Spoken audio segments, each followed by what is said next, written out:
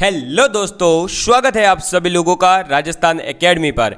मैं प्रवीण सिंह आप सभी लोगों के साथ में, जैसा कि आप सभी लोग जानते हैं, लगातार लैब असिस्टेंट यानी प्रयोगशाला सहायक के लिए जो है फिजिक्स की क्लासेस लेकर के आ रहा हूं। साथ ही साथ केमिस्ट्री की क्लासेस अवेलेबल है, राजस्थान जीके की क्लासेस अवेलेबल है, ज्योग्राफी की अवेलेबल है एंड करंट अफेयर्स की क्लासेस भी आप लोगों के लिए अवेलेबल है।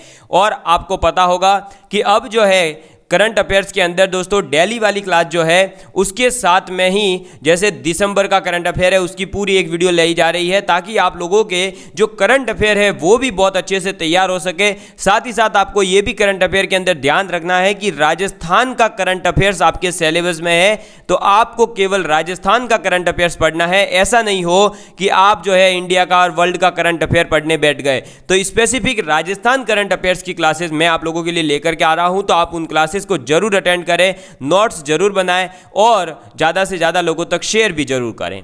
अब दोस्तों, हमने कल जो है न्यूक्लियाई टॉपिक को स्टार्ट कर लिया था, यानी नाभिक के बारे में पढ़ना स्टार्ट करा था। और लास्ट क्लास के अंदर हमने नाभिक की पूरी बेसिक तह तक गए थे कि नाभिक की जो है उत्पत्ति के बारे में कब से पता चला था। तो 1911 में जब रदरफोर्ड ने अपना अल्फा कण प्रकीर्णन किया था, उस टाइम पे पता चला था कि परमाणु के बीच में लगभग कुछ ऐसा एक एरिया होता है जहां पर उसका पूरा पॉजिटिव चार्ज और उसका द्रव्यमान केंद्रित होता है, जिसे आगे आकर के हमने नाभिक नाम दिया। और फिर उस नाभिक की स्टडी के बाद में 1896 में, मतलब पहले उससे ही ये पता चल चुका था, उससे पहले ये प्रोसेस हो रहा था कि जो यूरेनियम है, थोरियम है, इनसे अल्फा बीटा गामा रेज जो है उत्पन्न हो रही थी। लेकिन ये नहीं पता था कि ये प्रोसेस हो कैसे रहा है। ये पता था कि ये होता है बैक्टेरियल को, लेकिन ये कैसे होता है ये तब पता चला जब 1911 में रदरफोर्ड ने कहा कि इनके सेंटर में एक नाभिक है। तब बाद में कहा गया कि ये जो रेडियो एक्टिविटी है ये नाभिकीय प्रक्रिया है या नाभिकीय परिघटना है, न्यूक्लियर फिनोमिना है।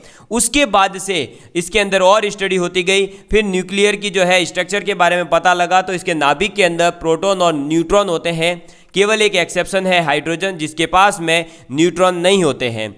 लेकिन हाइड्रोजन के भी जो अलग से 3 समस्थानिक होते हैं, प्रोटियम, ड्यूटेरियम और ट्राइटियम। तो जो ड्यूटेरियम और ट्राइटियम है उनके पास में 1 और 2 न्यूट्रॉन होते हैं, प्रोटियम के पास में नहीं होते हैं। ठीक है, ये सब चीज़ें बताई थी। उसके बाद में हमने पढ़ा था कि जो प्रोटॉन है उसका मास कितना है। तो प्रोटॉन का मास कितना था दोस्तों, द्रव्यमान कितना था 1.6726 इंटू 10⁻27 kg। न्यूट्रॉन का कितना था 1.6750 इंटू 10⁻27 या 49 भी कह सकते हैं। उसके बाद में मैंने बताया था कि आपके समस्थानिक क्या है, समभारिक क्या है, सम न्यूट्रॉनिक क्या है, समावयवी क्या है और मिरर नाभिक क्या होते हैं, यानी कि दर्पण नाभिक जो है वो क्या होते हैं।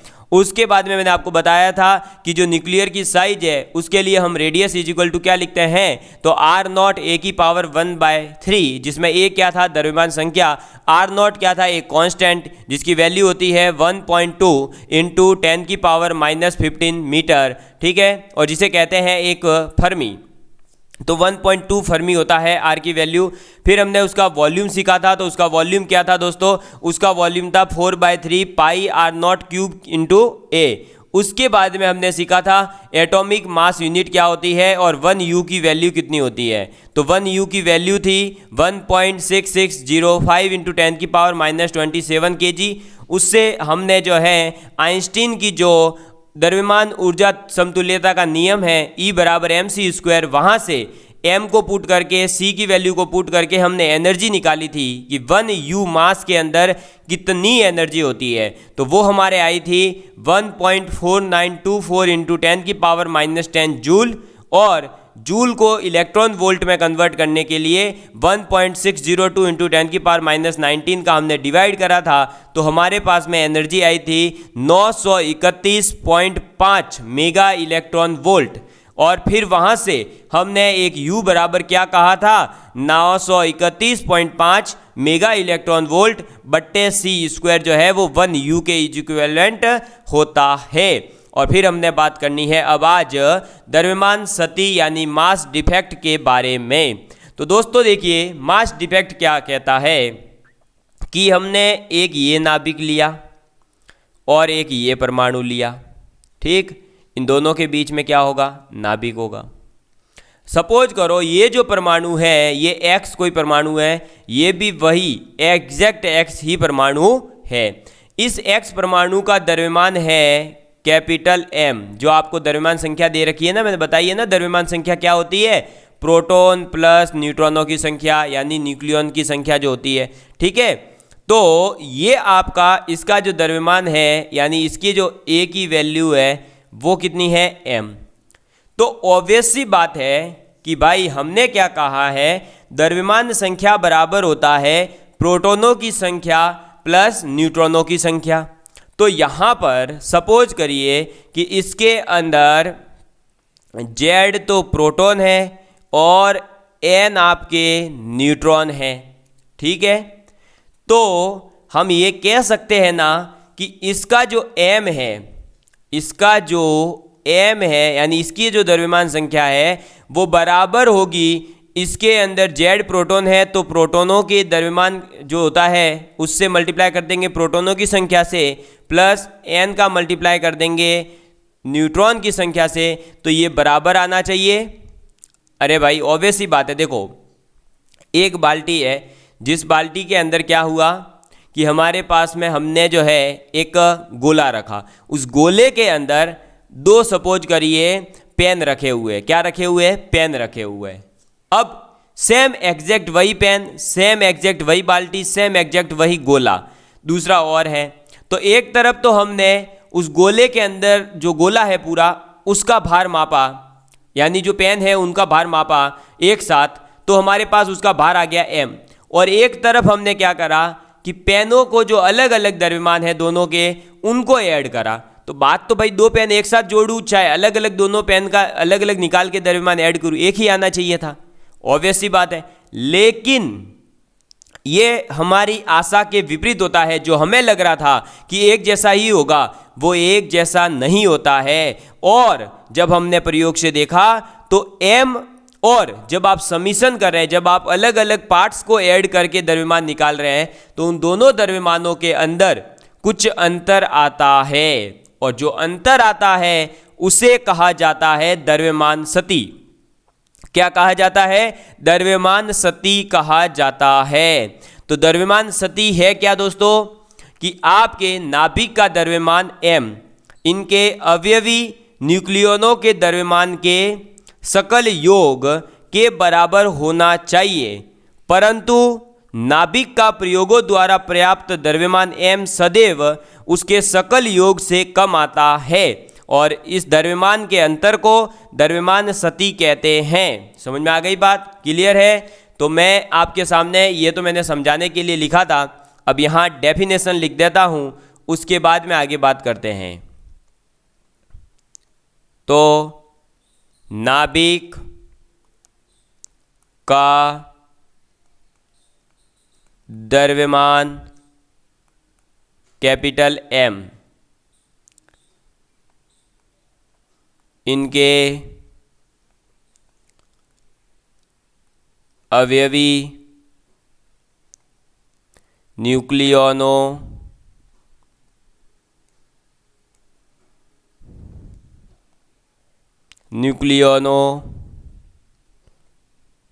के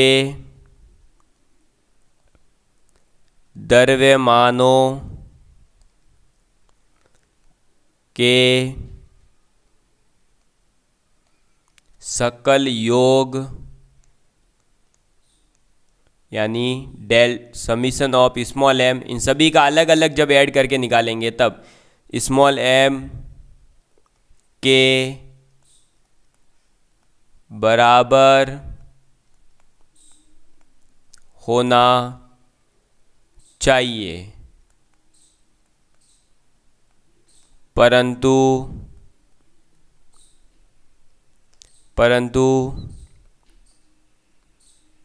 नाभिक का प्रयोगों द्वारा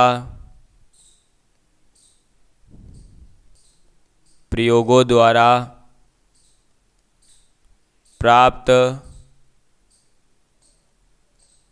द्रव्यमान कैपिटल M सदैव समीशन ऑफ स्मॉल m से कम पाया जाता है। इस अंतर को द्रव्यमान सती कहते हैं। क्या कहते हैं? द्रव्यमान सती कहते हैं। और इसे रिप्रेजेंट करेंगे हम कैपिटल डेल्टा m से। अब मैं यहाँ पर ये जो आपको लिखवाया है इसी को एक और एग्जांपल से बता देता हूँ। अगर किसी को कुछ कन्फ्यूजन है तो मैं इसको थोड़ा सा इधर कर रहा हूँ, ये लो, और इधर और देखिएगा, एक छोटा सा और अच्छा सा एग्जांपल आपके सामने रखता हूँ मैं। ये क्या कहना चाह रहा है? ये कहना ये चाह रहा है, देखो यहाँ और एक एग्जांपल रख रहा हूँ कि आप एक साथ दो लड़कों का एक तो वज़न निकालो। सपोज करो इनका वज़न आ जाता है आपके कैपिटल M, और एक आप जो है इसका अलग वज़न निकालो। इसका सपोज करो स्मॉल m वज़न आया और इसका मान लो स्मॉल n वज़न आया। तो ऑब्वियस ही बात है, दोनों का मिलाकर अगर m मास था तो ये कैपिटल M इन दोनों के अलग अलग द्रव्यमान को जोड़ करके भी बराबर आना चाहिए, लेकिन ऐसा नहीं होता है इन परमाणुओं के कंपैरिजन में। जब हम परमाणुओं की बात करते हैं तब तो इसे जो है इन दोनों का जो अंतर होगा यानी m-m-n, इसको हम कह रहे हैं द्रव्यमान सती डेल्टा m। अब समझ में आ चुका होगा, ठीक है। चलो तो अब बात करते हैं इसके आगे। इसे डेल्टा कैपिटल M से हम व्यक्त करते हैं, ठीक है। डेल्टा कैपिटल M से व्यक्त करते हैं। Delta capital M is equal to summation of small m minus capital M, ठीक है। अब देखिए दोस्तों, आपको पता है कि भाई ये जो स्मॉल m है इसकी जगह हम क्या लिख सकते हैं? देखो समीशन ऑफ m की जगह हम क्या लिख सकते हैं? तो z यानी नंबर ऑफ प्रोटॉन, और एक प्रोटॉन के द्रव्यमान से अगर इन सभी प्रोटॉनों का मल्टीप्लाई कर दिया जाए तो बराबर आ जाएगा टोटल प्रोटॉनों का द्रव्यमान। और ऐसे ही नंबर ऑफ न्यूट्रॉन इनटू एक न्यूट्रॉन का द्रव्यमान। तो ये क्या हो जाएगा? ये अगर है डेल्टा समीशन ऑफ m की वैल्यू, तो delta capital M is equal to हो जाएगा Z MP plus N MN minus capital M, ठीक है। और आप लोगों को पता है दोस्तों कि आपका N बराबर क्या होता है? A minus Z। तो ये पुट कर देंगे हम N की जगह, तो आ जाएगा delta capital M is equal to Z MP plus A minus Z into MN minus capital M। यही आएगा। समझ में आ गई बात? क्लियर है आप सभी लोगों के लिए? तो हम द्रव्यमान सती को जो है यहाँ से ऐसे लिख सकते हैं। तो ये जो आपका आ जाएगा ये द्रव्यमान सती निकल करके आ जाएगी। अब दोस्तों जो द्रव्यमान सती है उस द्रव्यमान सती के तुल्य भी कुछ एनर्जी होगी। भाई आइंस्टीन की इक्वेशन क्या कहती है कि अगर आपके पास द्रव्यमान है तो उस द्रव्यमान के रेस्पेक्ट में कुछ न कुछ एनर्जी तो होती ही है। तो अब ये जो द्रव्यमान सती है, इस द्रव्यमान सती के जो तुल्य ऊर्जा होगी उस तुल्य ऊर्जा को हम कहते हैं क्या? नाभिक की बंधन ऊर्जा। समझ में आई बात? तो ये यहां पर एक नया कॉन्सेप्ट आ गया कि डेल्टा कैपिटल M के तुल्य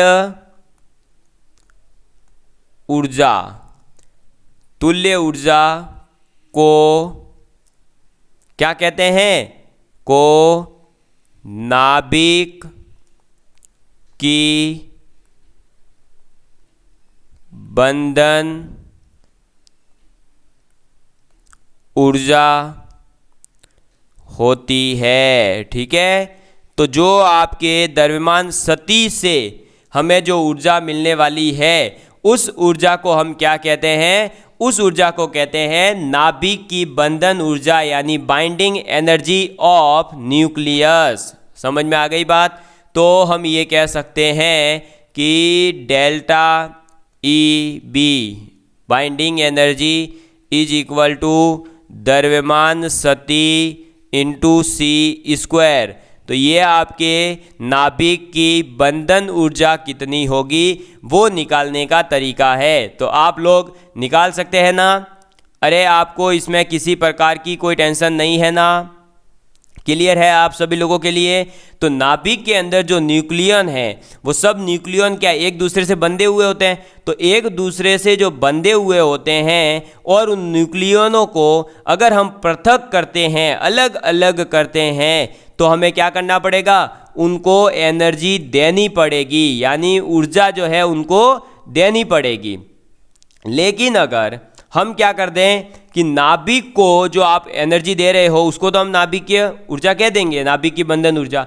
लेकिन ऐसा अगर हो कि न्यूक्लियन जो है वो एक दूसरे के पास में नहीं होकर के एक दूसरे से पहले से ही अलग अलग अलग अलग अलग पड़े हैं, तो उन सब को जब हम एक दूसरे के पास लाएंगे, तो जब एक दूसरे के पास लाते हैं तो एनर्जी का क्या होता है? उत्सर्जन, यानी ऊर्जा जो है वो मुक्त होती है। समझ में आई बात?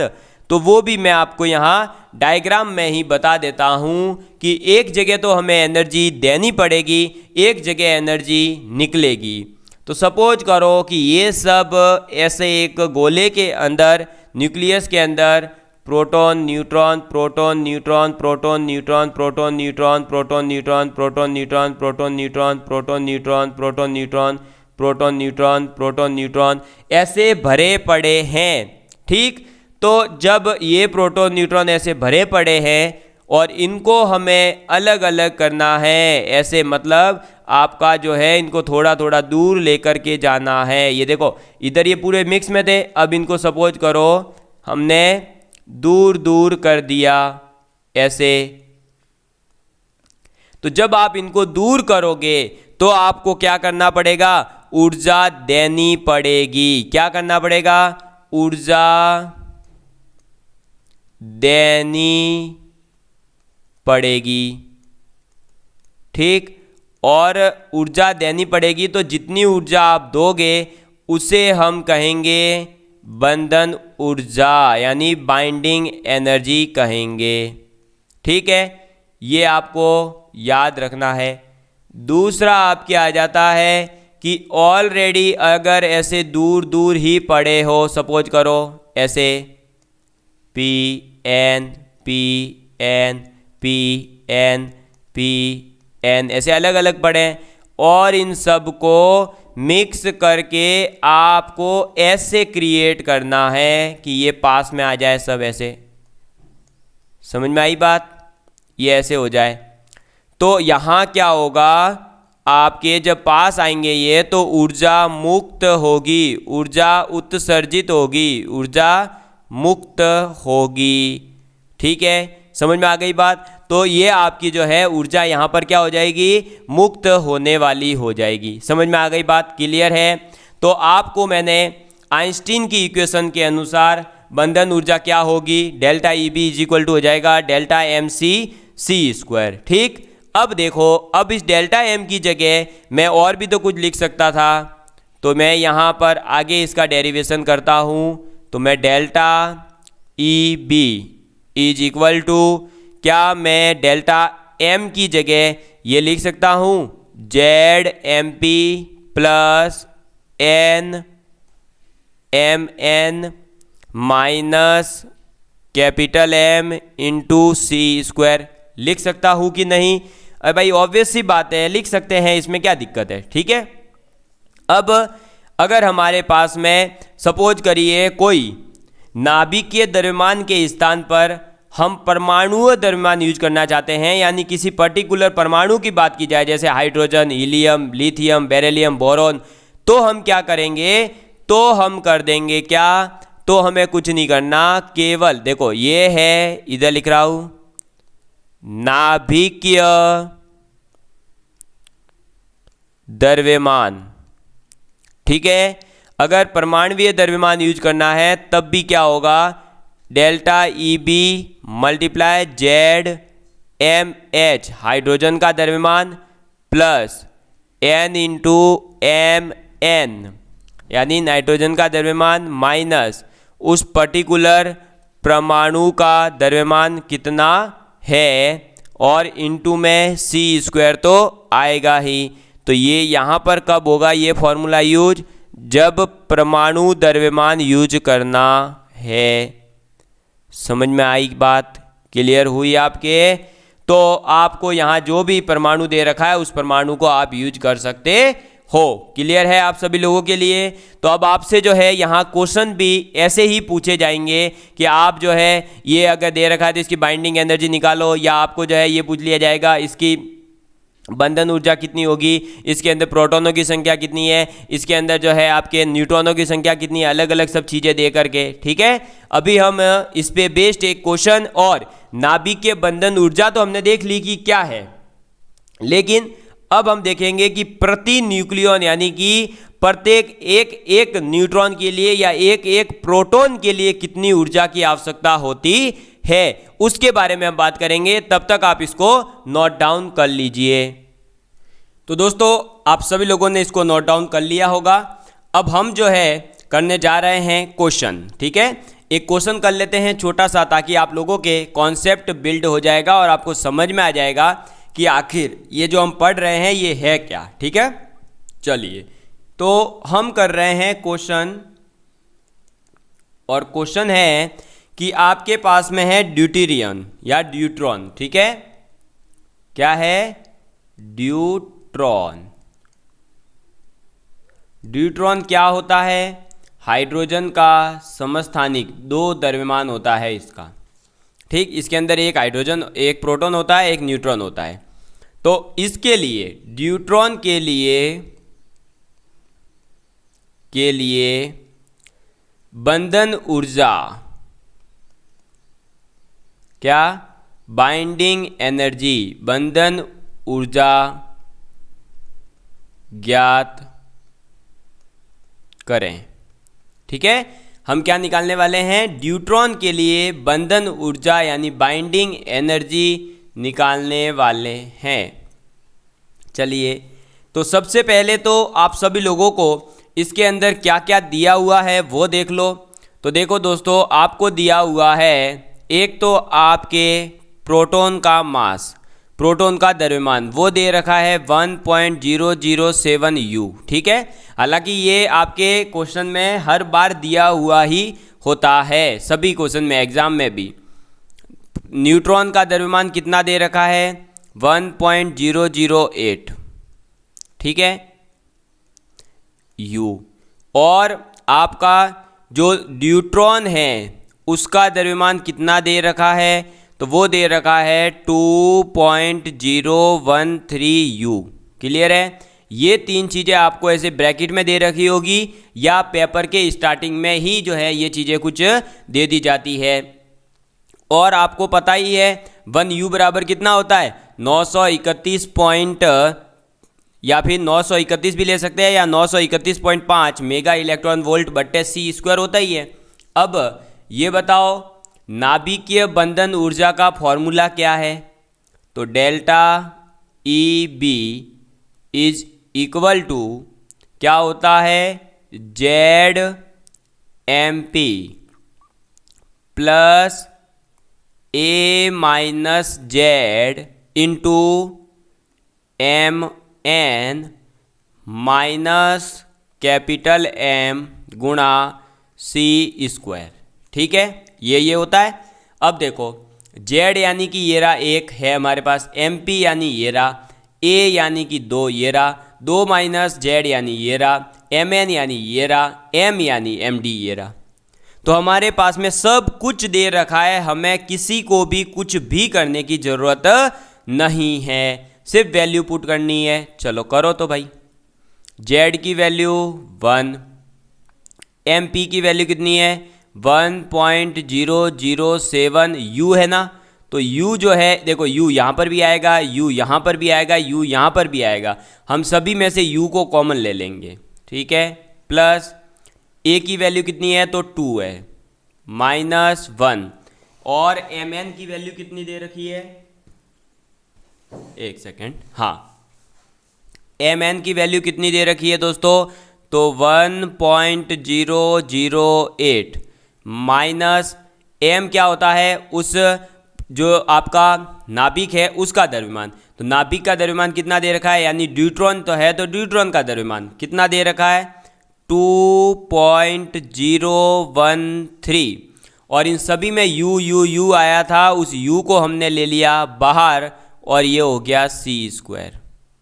ठीक है, क्लियर है। अब देखिए क्या हो जाएगा, ये जो है सॉल्व होके देखो 1 इंटू ये, तो ये का यही आ जाएगा 1.007। ऐसे ही 2 - 1 1 ही होगा, और 1 इंटू ये करोगे तो वापस क्या आ जाएगा 1.008 माइनस 2.013।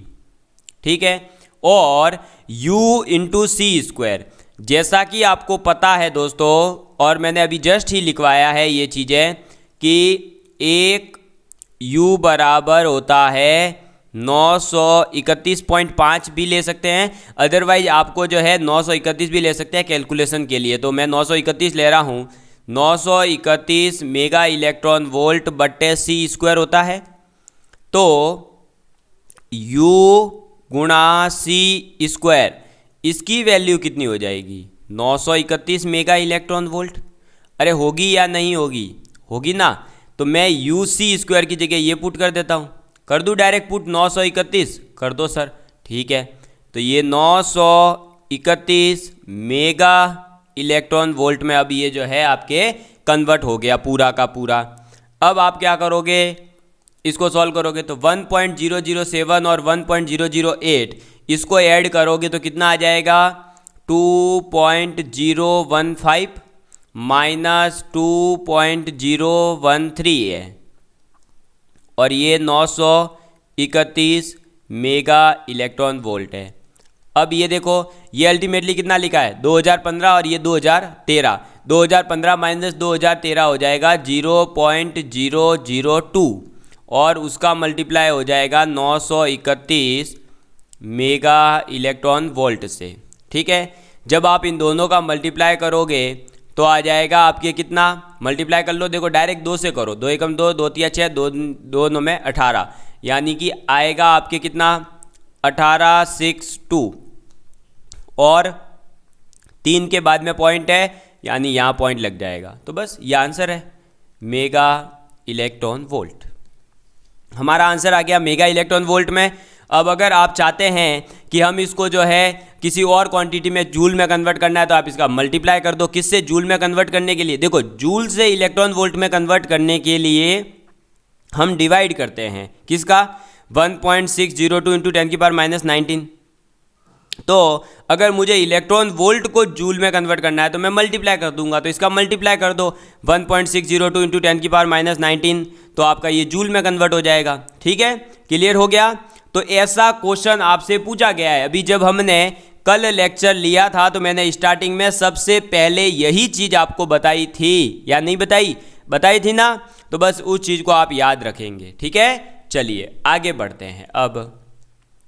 अब हमारे एक न्यू कॉन्सेप्ट आ जाता है, और वो न्यू कॉन्सेप्ट क्या कहता है, प्रति न्यूक्लियॉन बंधन ऊर्जा, यानी कि बाइंडिंग एनर्जी पर न्यूक्लियॉन। ठीक है, तो आप टॉपिक डालेंगे प्रति न्यूक्लियॉन, प्रति न्यूक्लियॉन बंधन ऊर्जा। ठीक है, प्रति न्यूक्लियॉन बंधन ऊर्जा की हम बात कर रहे हैं।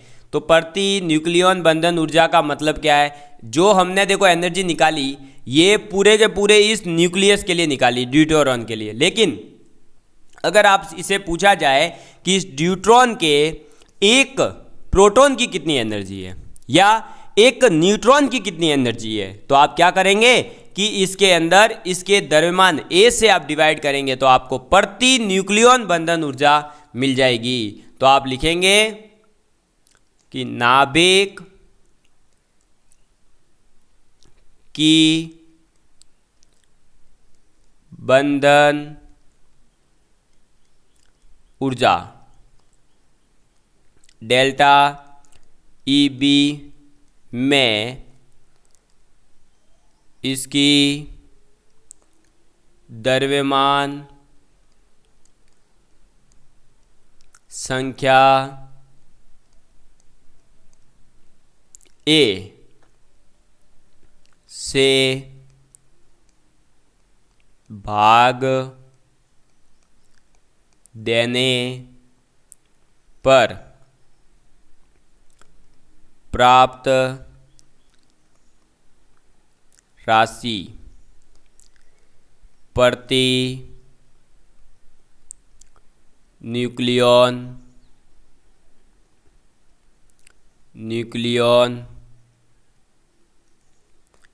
बंधन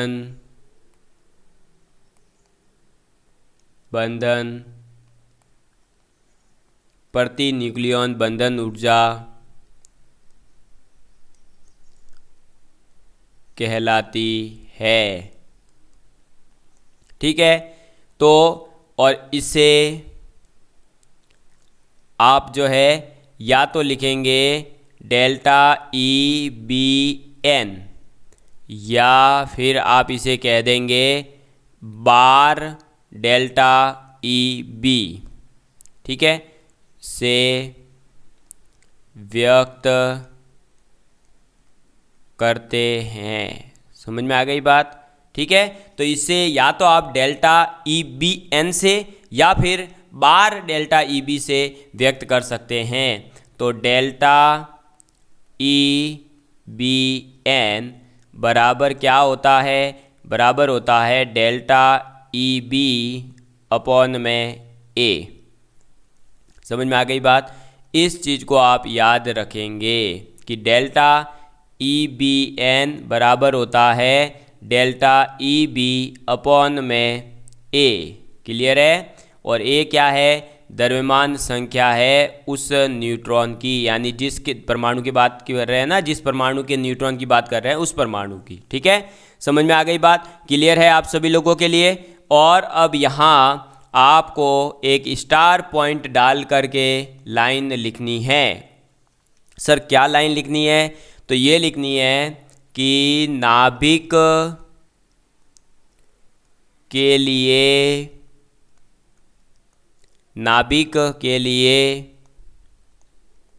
जितना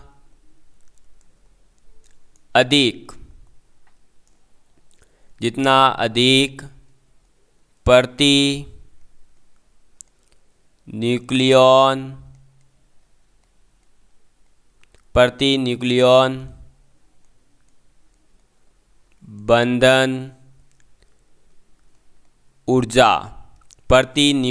बंधन ऊर्जा का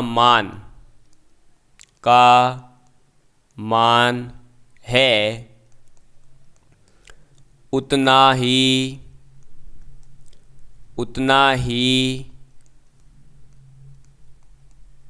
अधिक वह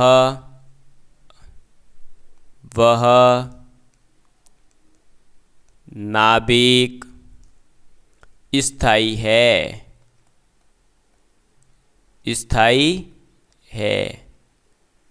समझ में आ गई बात? तो नाभिक के लिए जितना अधिक उसकी प्रति न्यूक्लियन बंधन ऊर्जा है वो उतना ही ज़्यादा अधिक स्थायी होता है। अब क्या होगा कि आपको सपोज करिए एक ड्यूट्रॉन दे दिया और एक कोई अलग से और हीलियम ले लो, लिथियम ले लो, बोरोलियम कुछ भी ले लो, तो दो परमाणु दे दिए और पूछा इन दोनों में से किसका नाभिक अधिक स्थायी है, तो आप क्या करोगे? उसके प्रति न्यूक्लियन बंधन ऊर्जा जो होगी आप उसे निकालोगे, और उसे निकाल करके फिर आप क्या करोगे, उसे निकाल लोगे तो आपको पता चल जाएगा कि जिसकी ज़्यादा है वैल्यू वो ज़्यादा मोर वो है क्या स्टेबल है या ज़्यादा अधिक स्थायी है। समझ में आ गई बात? क्लियर है आप सभी लोगों के लिए? मुझे नहीं लगता है कि किसी प्रकार का इसमें कोई डाउट होगा। अब दोस्तों मैं आपको बता दूं कि जो आपका प्रति न्यूक्लियन बंधन ऊर्जा है उसका, और अगर हम मास नंबर यानी कि द्रव्यमान संख्या का ग्राफ बनाते हैं तो एक पूरा जो है दोस्तों आपके लंबा सा ग्राफ बनता है, और उस ग्राफ के अंदर हम देखते हैं, और जो है आपके उस ग्राफ के बारे में अगर आपको ज़्यादा स्टडी करनी है तो वो एनसीईआरटी के अंदर ग्राफ दे रखा है, उसके अंदर जो है आप प्रत्येक, वो मैं यहाँ लिख ही देता हूँ कि आपको क्या क्या पढ़ना है वहाँ से, ठीक है। तो आप क्या करेंगे, एनसीईआरटी के अंदर ये न्यूक्लियस चैप्टर दे रखा है, उस न्यूक्लियस चैप्टर के अंदर आपके delta E B N versus A graph है, और उस ग्राफ के नीचे some important points, some IMP points are given, ठीक है, स्टडी करनी है। देखो आप एनसीईआरटी खोल लेना, एनसीईआरटी के अंदर ये जब आपका चैप्टर खोलोगे न्यूक्लियस वाला, तो उस चैप्टर के अंदर आपको जो है एक प्रति न्यूक्लियन एनर्जी और मास नंबर का ग्राफ मिलेगा। उस ग्राफ का जो शेप है वो थोड़ा सा याद कर लेना, और उस ग्राफ के नीचे फिर जो है आपको 3-4 पॉइंट दे रखे हैं उस ग्राफ के बारे में कि कौन से द्रव्यमान तक तो जो है इनकी ज़्यादा स्थायित्व है, कौन से द्रव्यमान से इनका कम स्थायित्व है, वो बस पढ़ना है, उसमें कुछ भी समझने की बात नहीं है, सिर्फ याद करना है। इसलिए मैंने इसको वहाँ जो है आपके कंसीडर नहीं किया है। फिर भी अगर आपको लगता है कि नहीं सर हमारे तो समझ नहीं आएगा, आप ही जो है उस ग्राफ को हमारे सामने ला दीजिए, तो मैं एनसीईआरटी में से वो आपको बता दूंगा, लेकिन उसको पढ़ एक बार जरूर लेना ताकि आपके दिमाग में रहे कि हाँ क्या चीज़ है। क्योंकि हो सकता है कि हम जो पढ़ रहे हैं वो ज़्यादा इंपॉर्टेंट है, लेकिन कभी कभी ऐसा होता है कि जो हम नहीं पढ़ के जाए वही पूछना होता है, और पूछ लिया तो फिर आप बता नहीं पाओगे कि कौन से नंबर से कौन से नंबर तक के परमाणु जो है ज़्यादा स्थायी है, या जो शेप है वो कैसा है। तो देखो ग्राफ का शेप कुछ इस प्रकार से आपको देखने को मिलेगा, ये ऐसे ऐसे ऐसे जाते जाते फिर ये ऐसे होता है। तो यहाँ जो स्थायित्व है वो थोड़ा सा ज़्यादा होता है, फिर आगे जाके कांस्टेंट हो रहा है, तो उसके बारे में आप थोड़ा सा जो है ज़रूर पढ़ लेना। समझ में आ गई बात? इसी के साथ में दोस्तों आज के लेक्चर के साथ हमने जो है अभी 2 टॉपिक कंप्लीट कर लिए। कौन कौन से? द्रव्यमान स्थिति और उसके साथ में नाभिकीय बंधन ऊर्जा, जो आपके सिलेबस में दे रखा है, स्पष्ट मेंशन है देखो, और उससे रिलेटेड मैंने क्वेश्चन भी बता दिया कि आपसे क्वेश्चन कैसा पूछा जा सकता है। ठीक है, ये देखो द्रव्यमान स्थिति था और नाभिकीय बंधन ऊर्जा दोनों हमने जो है पढ़ लिया है। तो 2 क्लास के अंदर हमारा ये 2 टॉपिक जो है कंप्लीट हो चुका है। क्या क्या? एक तो मास डिफेक्ट कंप्लीट हो चुका है, एक न्यूक्लियर बाइंडिंग एनर्जी कंप्लीट हो चुका है। ठीक, अब हमारे बचा क्या है? 2 टॉपिक बचे हैं, nuclear fission and nuclear fusion. इनको जो है हम अगली क्लास के अंदर कंप्लीट कर देंगे, और उसके बाद में इस चैप्टर के साथ में भी क्या हो जाएगा? दी एंड। और आपका जैसे ही चैप्टर का दी एंड होगा आपको क्या करना है? प्रैक्टिस करनी है। सर इतना जोश में कैसे आ गए? भाई जोश में आना पड़ता है। क्यों? क्योंकि एग्जाम डेट आ रही है पास में। अब मेरा टारगेट रहेगा दोस्तों कि आप सभी लोग जो है प्लीज ज़्यादा से ज़्यादा पढ़ें, और आपका पढ़ने का जो है अब और टाइम बढ़ा दें। टाइम बढ़ाएंगे तभी आपका सिलेक्शन होगा, वरना टाइम पास करने से कुछ नहीं होने वाला। न्यूक्लियर फिजन और न्यूक्लियर फ्यूजन 2 टॉपिक रहे बेचारे, छोटे छोटे से हैं, कुछ भी नहीं है, रिएक्शन से डायरेक्ट याद करनी है। एक अल्फा बीटा गामा जो आपका डीके होता है, यानी इनका जो क्षय होता है, उसके बारे में पढ़ना है। ठीक है, तो रख हौसला वो मंजर भी आएगा, रख हौसला वो मंजर भी आएगा, प्यासे के पास चलकर समुंदर भी आएगा, थक कर न बैठ ए मंजिल के मुसाफिर, थक कर न बैठ ए मंजिल के मुसाफिर, मंजिल भी मिलेगी और मिलने का मज़ा भी आएगा।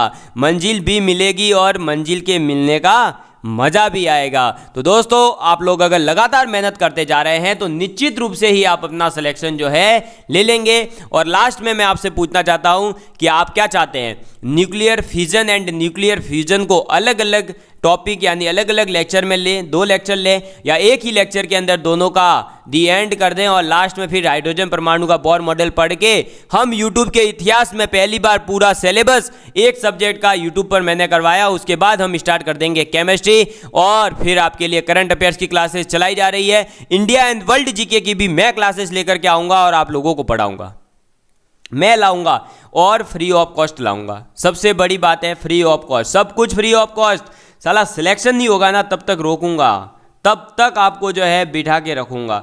उसके बाद में भाई आपकी इच्छा है, सिलेक्शन होने के बाद आप आगे क्या बढ़ना चाहते हैं नहीं बढ़ना चाहते आपकी इच्छा है। ठीक है, love you all of you, take care and thank you so much, bye bye.